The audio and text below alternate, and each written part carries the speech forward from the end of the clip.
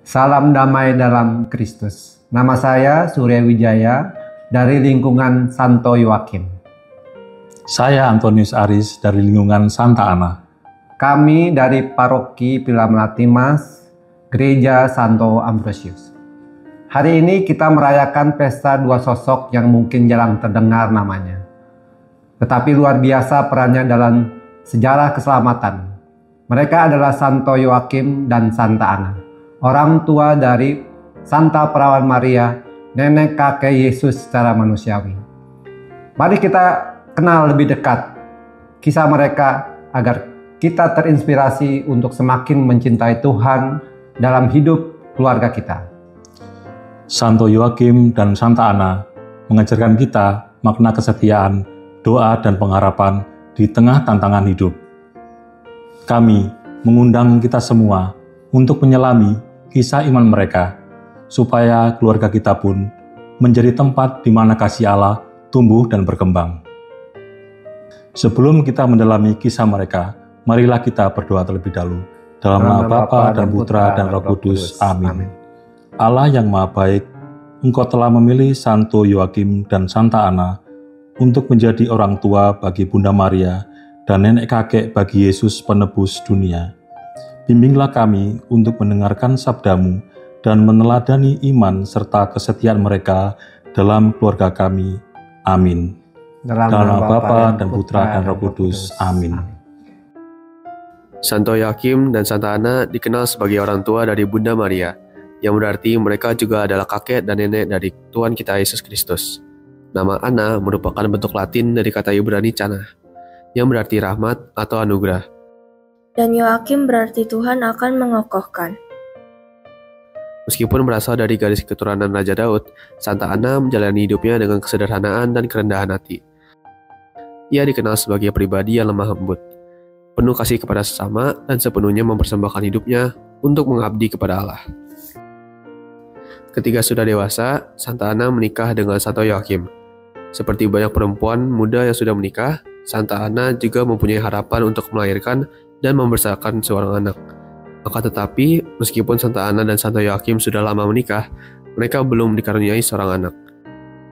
Menurut tradisi Yahudi, adalah sebuah hukuman bagi bahkan kutukan Allah jika seorang perempuan yang sudah menikah tidak dapat hamil. Oleh karena itu, selama bertahun-tahun, Santa Ana memohon kepada Allah anugerah seorang anak. Ia berjanji akan mempersembahkan anaknya kelak kepada Allah. Karena keteguhan imannya, permohonan Santa Ana dikabulkan Allah saat ia sudah lanjut usia. Malaikat Allah datang dan memberikan warta gembira. Allah berkenan mendengarkan doa ibu.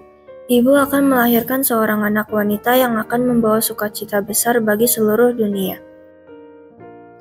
Setelah kedatangan malaikat Tuhan, Santa Ana mengandung dan melahirkan Bunda Maria, yang kelak akan menjadi Bunda Allah. Sesuai janji Santa Ana kepada Allah, maka Santa Ana mempersembahkan Bunda Maria untuk tinggal di Bait Allah di Yerusalem. Doa mereka dijawab Tuhan. Santa Ana akan mengandung Maria, yang kelak menjadi Bunda penebus dunia. Mereka mendidik Maria dengan kasih dan pengabdian kepada Allah. Santo Yoakim dan Santa Ana mempersembahkan Maria ke Bait Allah sejak kecil, agar tumbuh dalam kesucian. Kendati hidup mereka sederhana, kasih mereka menjadi fondasi iman keluarga. Mereka dihormati sebagai pelindung keluarga, kakek nenek, dan orang tua yang setia. Santo Yoakim dan Santa Ana menunjukkan bahwa kesetiaan dalam doa dan hidup sederhana adalah jalan menuju berkat Tuhan. Meskipun menanggung penderitaan karena lama tak memiliki anak, mereka tetap percaya akan kasih Tuhan. Iman mereka melahirkan rahmat besar, Maria Bunda Penebus. Hari ini, Santo Yoakim dan Santa Ana dihormati sebagai pelindung keluarga, kakek nenek, dan orang tua. Mereka menjadi simbol kasih keluarga, kesetiaan, dan doa tanpa lelah. Devosi kepada mereka mengingatkan kita bahwa setiap keluarga dipanggil untuk menjadi tempat tumbuhnya iman. Lukisan-lukisan dan patung-patung Santa Ana dapat ditemukan di banyak tempat di seluruh dunia. Tradisi mengatakan bahwa selama hidupnya di dunia, Santa Ana melayani orang sakit dan banyak mukjizat penyembuhan lewat syafaatnya. khususnya di Santa Anne de Beaupré dekat Quebec, Kanada, dan juga di gereja-gereja Ritus Timur. Santa Ana dihormati gereja Katolik sebagai pelindung para ibu, wanita yang ingin hamil, wanita yang tidak bisa hamil, ibu hamil, anak yatim piatu, kakek, dan nenek. Pestanya diperingati gereja pada 26 Juli. Kita hidup di zaman serba cepat, kadang lupa bahwa keluarga adalah gereja rumah tangga. Santo Yoakim dan Santa Ana mengajarkan kita untuk bersabar, berdoa, dan membina rumah tangga dengan kasih. Mereka menjadi teladan bagi para orang tua, kakek nenek, dan generasi muda agar keluarga kita menjadi tempat iman bertumbuh. Nah, ingatlah juga kepada Tuhan. Sepanjang umur hidupmu jangan sampai berdosa dan melanggar perintah-perintahnya. Hendaklah berbuat baik sepanjang hidupmu dan jangan menempuh jalan kelaliman. Ayat ini adalah nasihat seorang ayah Tobit kepada anaknya Tobia sebelum Tobia berangkat melakukan perjalanan jauh. Bagi kita sekarang, ayat ini menjadi pengingat agar hidup kita selalu diarahkan kepada Tuhan, menjaga hati tetap bersih, dan menjadi saksi kebaikan di dunia.